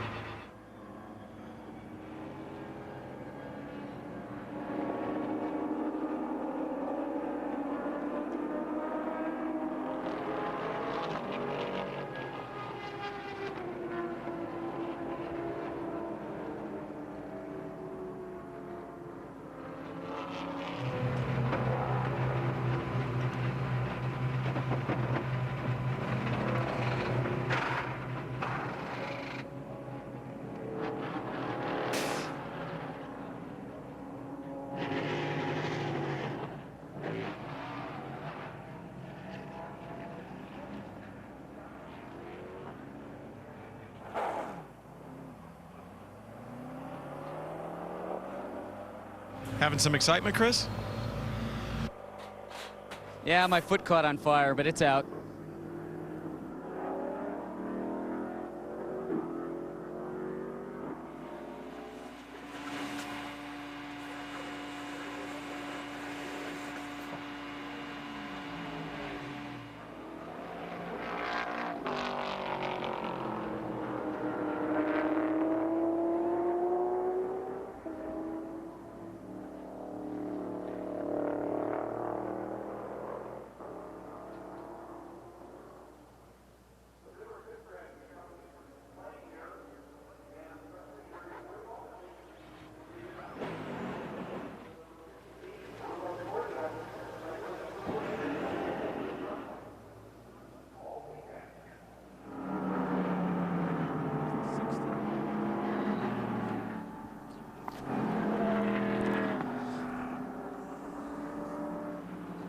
Back at the Glen, still under caution. We will be going racing soon, and as we mentioned, big week for sports car racing. The Glen today and Le Mans next week. Look at how many Grand Am drivers are heading over to France to compete. Antonio Garcia, who was meant to drive the Spirit of Daytona car today, they have retired from this event. He will be over there as well. Of course, he's the defending GT1 winner. Timo Bernard and Romain Dumas are there over there in LMP1. Of course, they're fresh from winning the Nürburgring 24-hour. Boucher will be in GT2. Darren Law's in GT2. Joao Barbosa again in a prototype. Nick Johnson will be back in GT2. And for the very first time, Patrick Dempsey and Joe Foster heading to Le Mans. Patrick's extremely excited, and Wolf Hensler will be heading there as well to compete in GT2. So some 10 drivers from Grand Am, and also Sylvain Tremblay will be going over to observe and to assist with Mazda. So he's very excited as well. A lot of people doing some big travel this week. We will wrap this caution up, come back and go racing.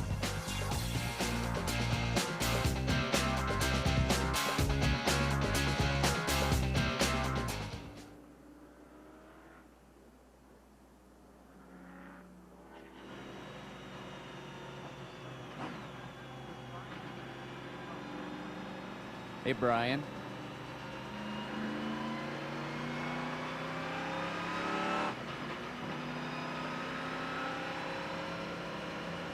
Brian. Yes. How you doing down there, brother? I'm okay. Yeah? You want some cars?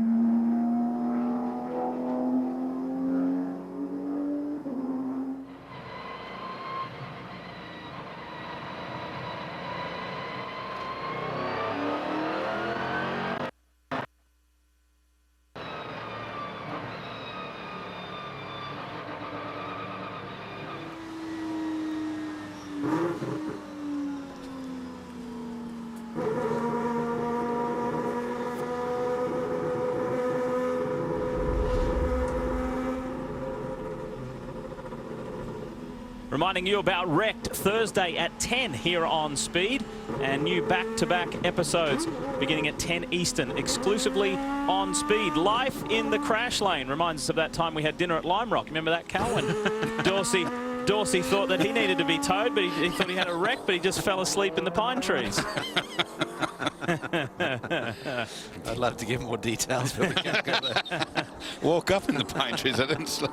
Well, there you go. You can see the lights are out on the all-new Pontiac G8 pace car, so that means we are going back racing. We welcome you back to Watkins Glen, and this is going to be good. There's been a flurry of pit stops. Of course, as the boys mentioned, we cycle through DP first and then GT second, so all those stops are done. First 5 cars out there did not stop on this last caution, so that's why they need to really scrub these tires again. When you stay out on track and the tires are hot, it's going to pick up that rubber easier. First car in terms of track position that made that last pit stop was Memo Rojas, back in 6th position, but really mired in the pack right now. He's got to clear a lot of traffic to get to this front-running team.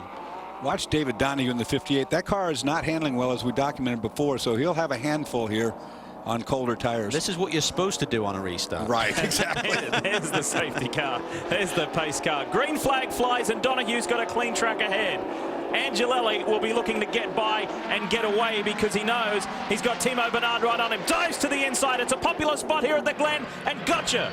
Max Strikes the axe. That's why we call him that. Straight down on the inside and takes the lead. Look at Bernard and Zonta, though. They're going to try and take advantage of those two guys being caught up down in turn one, get good momentum here up through the S's, but it's really tough to go side by side through this section. Most of the drivers will have been told that the 58's a little bit on the lame side handling-wise right now, so they're going to beat him up as much as possible. Look at Joao Barbosa looking really racy in the 59 car. He looks for a way by Zonta. Zonta ran him right to the grass over there on the straightaway.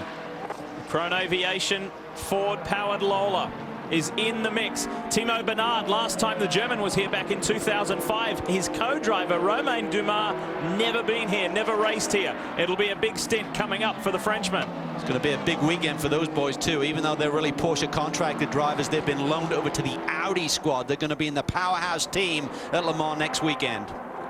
Talking about SunTrust, remember that little nugget of information earlier on. They're in search of their first Watkins Glen 6-hour victory. Let's go to their camp. Wayne, listening to you guys earlier, Max complaining a little bit about top end. The car seems to be working well, but you guys figuring anything out why you just aren't so quick down the straightaways?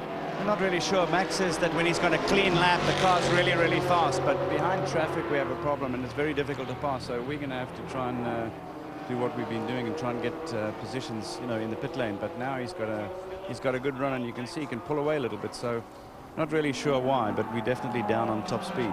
Since 2006, we've really seen the Riley chassis just dominate this series. Now the Dallara starting to come into its own. Are you guys kind of ready to take that away from Riley? Well, we'd like to. Obviously, we've spent a lot of time, a lot of energy with Dallara. You know, we won one race. So this is one of the hardest of all of the ones we do all year. So we hope so. Well, the team really starting to come into their own, and we'll see Brian Frizzell back behind the wheel of the car, probably on the next stop. And one thing we noticed at Laguna Seca is really the Brian Frizzell from last year, really the excitement in his eyes. He didn't seem to have that pressure, and once again this weekend, he seems like he's having a lot of fun. And you might ask yourself why an Italian car manufacturer like Dallara is in Grand Am here in America.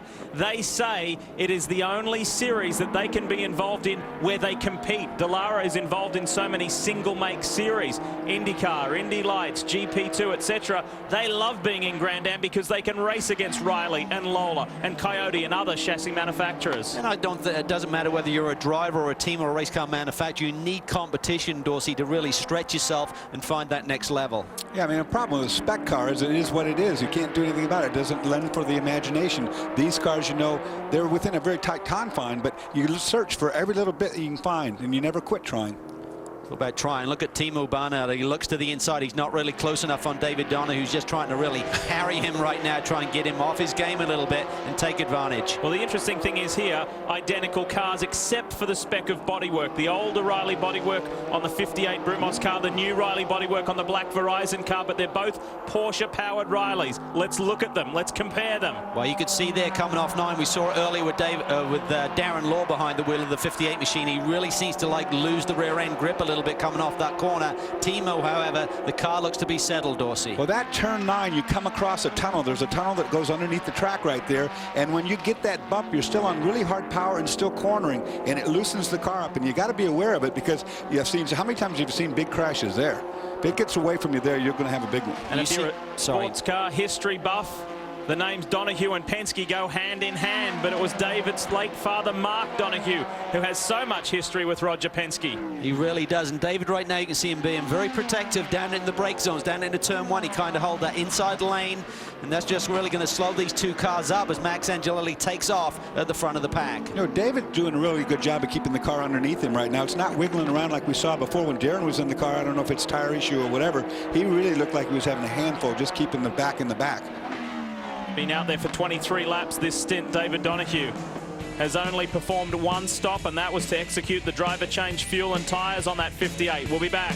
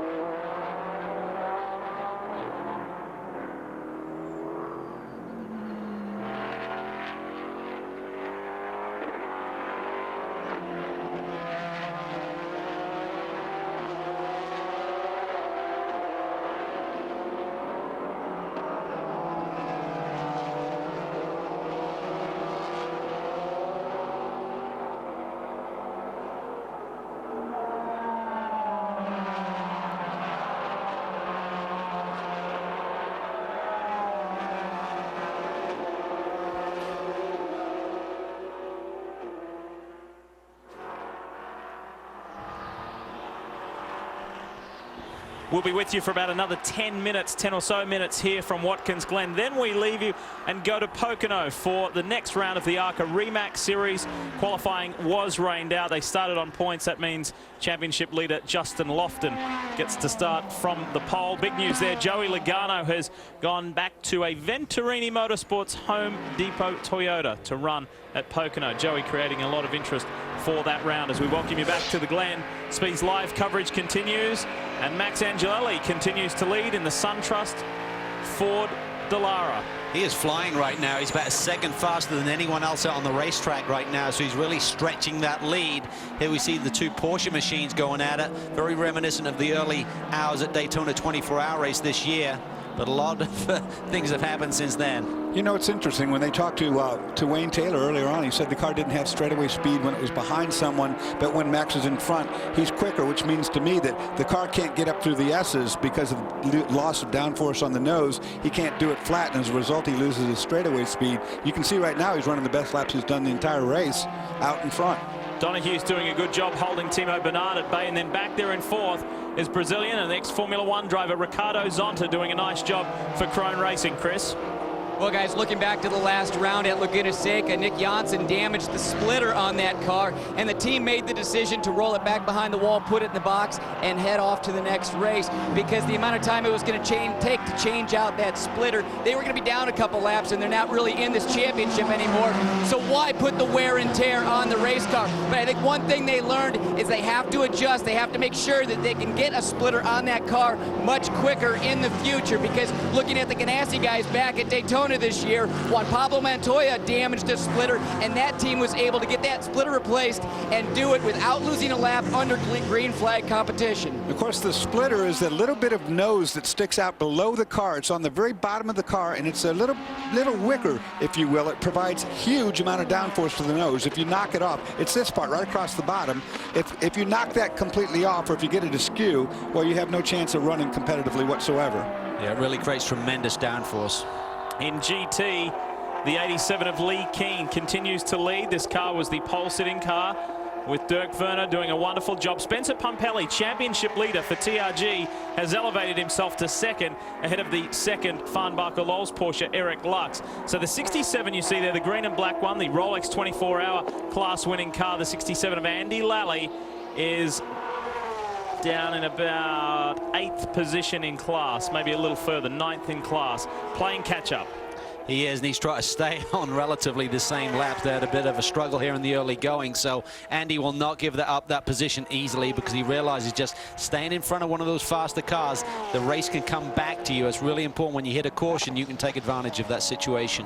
3 TRG Porsches here this weekend. As always, Kevin Buckler is a very busy man. That's right, Liam. We talked about Spencer Pumpelly leading the championship. And Kevin, you guys started, I know, further back than you wanted to. Strategy seems to have gotten you up towards the front, but seems like your toughest competitors right now are driving other Porsches. Yeah, it's been a good, those guys have been fast all weekend. They're running up front.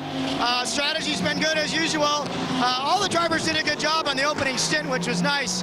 We got a little behind on the 67. Andy just unlapped himself, which is perfect. Spencer's in P2, right behind the 87, and right now we're doing pretty good. The cars are driving well. Team's doing a good job.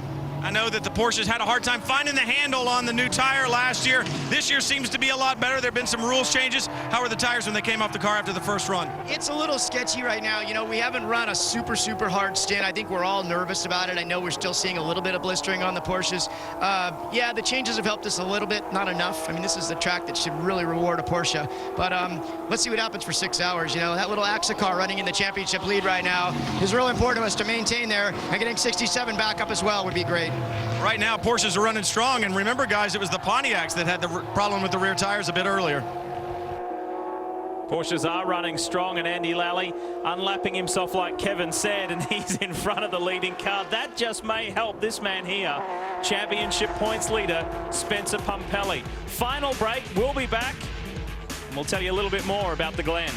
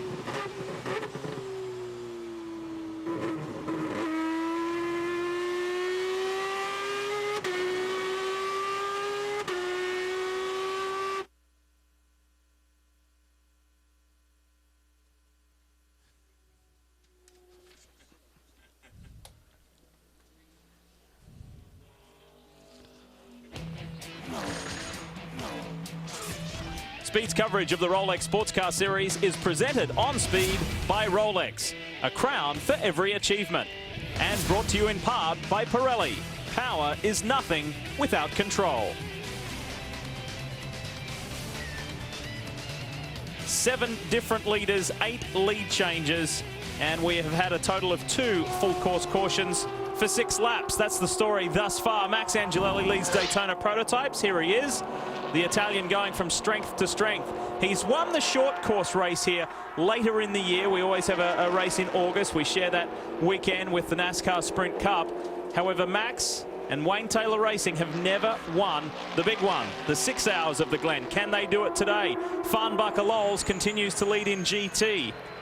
And this is the first time that this Dallara chassis has run on the long course. I mean, they ran on the short course last year, but for this race, they ran the Riley. Remember, they had that fire in their transport, had to run the Riley here last year. And the long course, you mentioned, Dorsey, really a totally different configuration. Oh, it is for sure. I mean, this long course, you have to have the straightaway trimmed to where you can run fast down that straight. But these corners, I mean, when you add 11 corners, or you have a total of 11 corners plus that inner loop, you better have a good handling car as well. There's a very talented young driver who has become a champion in Grand Am, but he is also yet to win here at the Glen in this 6-hour endurance race. Let's hear from Paul Edwards. Well, we know there's been some tire issues with the 57. Paul, how are the tires on the rear of the 07? Yeah, we're having problems. We blistered the left rear. I had to take it a little bit cautious on my first stint on the first 7 or 8 laps with full fuel. We learned that in qualifying. We softened the car up quite a bit in the rear to take it a little bit gentler on the tire. The car came to us. We did the fastest lap of the race so far, and we were being able to run pretty consistent with the setup the guys ended up with the car today. Well, these guys still seem to be doing some adjusting. On that last stop, also the 57, lowering the rear of that car even more, so those guys having a hard time finding that sweet spot. Of course, you can do the most damage to the rear of the tire, or the rear tires. Ooh, it's a lock up right there.